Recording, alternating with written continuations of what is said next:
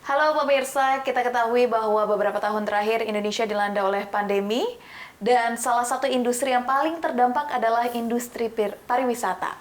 Tetapi kini status pandemi tersebut sudah berubah menjadi endemi. Apakah ini betul-betul bisa menjadi peluang bagi Indonesia untuk meningkatkan lagi industri pariwisatanya? Dan bagaimana pula dengan niat untuk bisa membangun industri wisata medis dan juga wisata kesehatan? Untuk itu kita akan membahas lebih lanjut bersama dengan Menparekraf Republik Indonesia, Bapak Sandiaga Salahuddin Uno. Selamat pagi Pak, apa kabarnya? Baik, Alhamdulillah. Terima kasih Safinas dan CNBC sudah mengundang saya. Iya, dengan senang hati kami bisa berjumpa kembali dengan Pak Sandi. Pak Sandi, sebelum kita ngobrol lebih lanjut tentang wisata kesehatan, wisata medis, saya ingin kilas balik. Bagaimana semester 1 ini kinerja dari Kemenparekraf? Ada pertumbuhan yang signifikankah atau seperti apa? Alhamdulillah kita bersyukur ya, dan kita melampaui ekspektasi. Di mana per bulan Mei, akhir Mei 2023, capaian wisatawan mancanegara sudah mencapai 4,12 juta dari total target 8,5 juta untuk tahun 2023. Berarti di bulan kelima kita sudah mencapai hampir 50% dari target batas atas. Berarti ini adalah peningkatan 300% dibanding tahun lalu, dan peningkatan month to month ya sekitar hampir 10%. Ini adalah pertumbuhan yang sangat berkualitas dengan lama tinggal yang lebih panjang, sekitar hampir 8 hari dari wisatawan mancanegara, dan kualitas spending kepada ekonomi lokal atau belanja kepada ekonomi lokalnya yang lebih besar. Berarti target-target ini dari segi wisatawan mancanegara saya sangat optimis bisa kita capai dan justru kita lampaui, dan saya akan meng-issue guidance pada kesempatan kali ini kepada industri bahwa market kita sangat robust, dan oleh karena itu masing-masing dari yang menyiapkan proyeksi untuk outlook di paruh kedua 2023 bisa menyisipkan antara 10-15% upside surprise atau peningkatan yang membahagiakan dari pertumbuhan jumlah wisatawan yang ditopang peningkatan konektivitas udara, juga perbaikan keadaan, termasuk juga pandemi sudah bergeser menjadi endemi, dan lebih banyaknya jumlah wisatawan mancanegara dari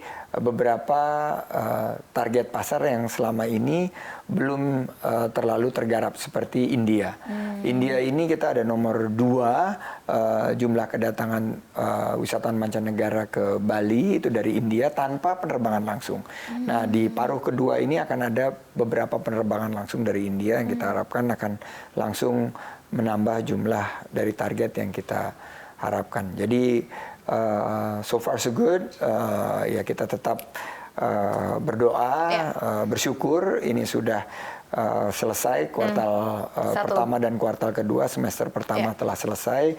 Kita harapkan pertumbuhan ini akan terus kita kawal momentumnya. Dan juga wisatawan mancanegara ini ditopang dengan kesiapan destinasi dan juga kebangkitan wisatawan Nusantara yang dengan libur panjang dan beberapa inovasi dari regulasi yang kita lakukan juga memberikan tambahan pendapatan secara signifikan dan membuka peluang usaha dan lapangan kerja yang luas. Berarti kalau misalkan dengan adanya data yang signifikan seperti ini, sepakat ya Pak bahwa adanya libur panjang, cuti bersama yang sebenarnya beberapa pengusaha ini mengeluhkan hal ini ya, tetapi kan masyarakat tentu bergembira dengan adanya kabar ini. Ini benar-benar membawa dampak kepada pariwisata, Pak? Sangat berdampak, tingkat hunian hotel meningkat, kita melihat juga UMKM dan ekonomi lokal juga bergerak, kita melihat juga semua pesawat terpesan kursi-kursinya untuk saat libur panjang kemarin, liburan sekolah maupun juga super long weekend Idul Adha, yang ini merupakan salah satu pendekatan baru dari pemerintah begitu melihat ada peluang hari-hari quote unquote kejepit atau ada beberapa hari yang bisa dilakukan modifikasi, ini memberikan dampak yang sangat positif terhadap sektor pariwisata dan pergerakan ekonomi kreatif. Karena peningkatan mobilitas itu langsung terasa secara totalitas. Setiap pergerakan ini bisa kita hitung dampak ekonominya, terutama redistribusi daripada ekonomi yang ada di perkotaan ke ekonomi-ekonomi di destinasi wisata. Itu yang pertama. Yang kedua mengenai keluhan dari para pengusaha, ini perlu memang kita sikapi dengan bijak karena pengusaha-pengusaha ini tentunya menghadapi beban yang semakin tinggi dan harus kita mencari solusinya dan mencari bagaimana kita bisa memberikan insentif terutama kepada industri-industri yang padat karya yang membuka lapangan kerja ini agar mereka tidak membebani, karena ekonomi kita ini sebetulnya ditopangkan dari konsumsi rumah tangga dan selama kita bisa mencari kebijakan yang tepat dan mendorong konsumsi rumah tangga, meningkatkan investasi, membuka lapangan kerja, ini ekonomi kita akan bergerak, lapangan kerja akan terbuka dengan target 4,4 juta lapangan kerja baru di 2024 untuk Parekraf, dan harapan kita adalah peningkatan kesejahteraan masyarakat. Tapi apa yang menjadi tantangan terbesar bagi industri pariwisata ataupun Kemenpar sendiri di semester 1 ini? Karena kalau kita berkaca dengan China pun sudah membuka perbatasannya, tetapi ekonominya tidak sebangkit kita gitu Pak. Ya, karena tentunya China baru saja memulai dan kita bisa melihat data-data kita untuk pasar China ini belum pulih sesuai dengan ekspektasi kita. Malah kita pulihnya itu justru dari Australia, dari India, dan juga wisatawan Nusantara. Namun yang kami perhatikan sebagai tantangan utama adalah konektivitas, jumlah penerbangan untuk ke destinasi-destinasi di Indonesia, terutama ke Jakarta, Bali, dan beberapa destinasi wisata itu masih terhambat. Harga tiket yang mahal, ini juga banyak dikeluhkan, tentunya memberatkan bagi para wisatawan, dan ini sedang kita melakukan solusi dengan beberapa inovasi. Tantangan kedua adalah bagaimana kita bisa bersaing dalam konsep, karena kita ini kan saingan kita ada di utara, ada Thailand, ada Singapura, Malaysia. Sebelah timur ada Filipina. Nah, karena kita menjadi ketua dari ASEAN, saya menjadi ketua dari ASEAN Tourism Forum ini, bagaimana membingkai kebijakan kita ASEAN ini sebagai single destination.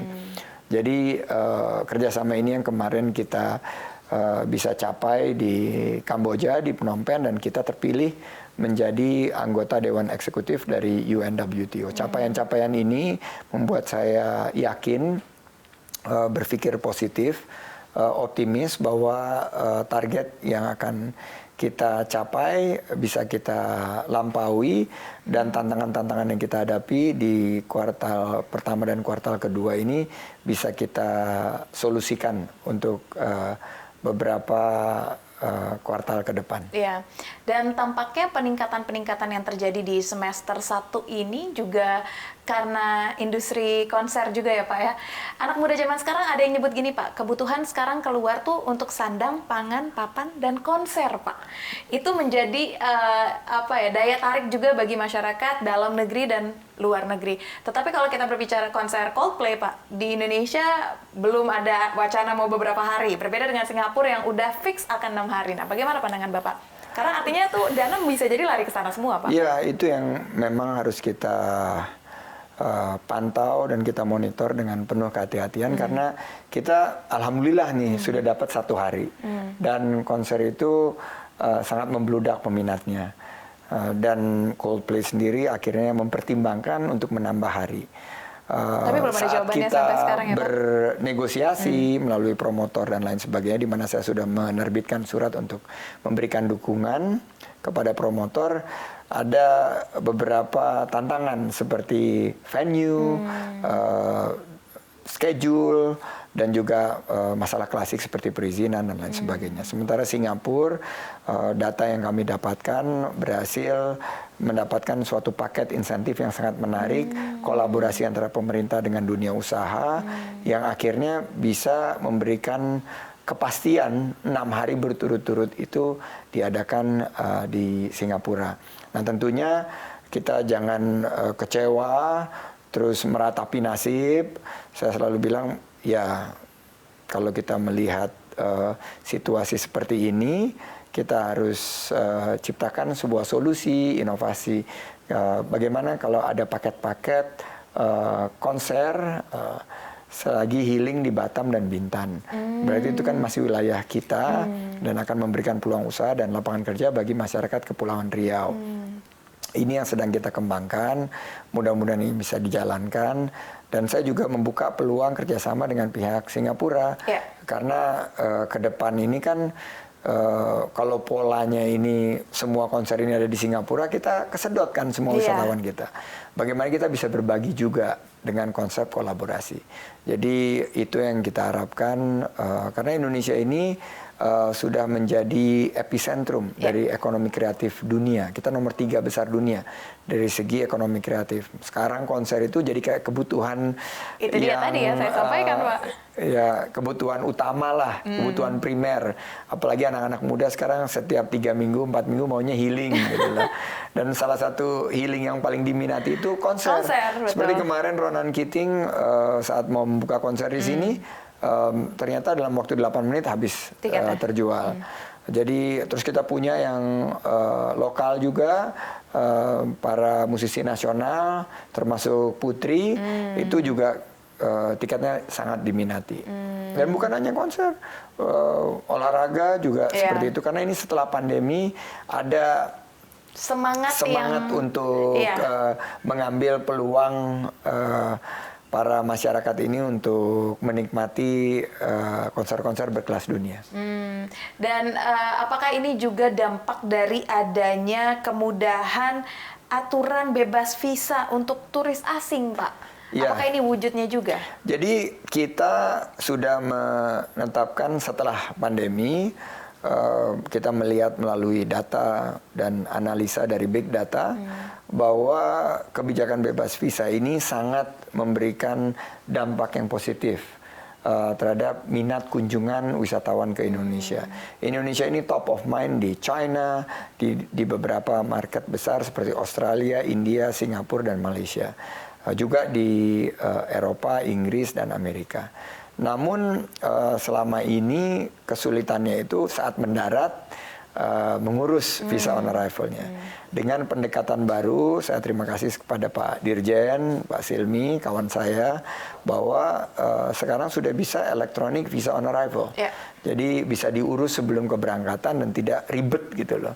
Jadi begitu mendarat mereka tinggal mengikuti prosesnya dan dalam waktu yang tidak terlalu lama, singkat, mereka bisa melewati proses imigrasi ini, dan kita akhirnya melihat bahwa efektivitas daripada kebijakan visa on arrival yang nanti akan ditambah lagi dengan golden visa untuk investasi atau juga beberapa jenis visa lain untuk digital nomad misalnya, ini bisa menambah kunjungan wisatawan ke Indonesia. Tapi itu nggak berpotensi untuk mengurangi pemasukan kita ya Pak, karena pajak dari visa cukup besar. Ya, justru visa on arrival ini kan ada fee-nya, jadi ada pendapatan negara di situ, dan kita melihat bahwa dengan penanganan baik e-visa maupun electronic visa on arrival ini, selain menarik kunjungan wisatawan mancanegara lebih banyak, juga akan bisa membantu mensupport pendapatan negara.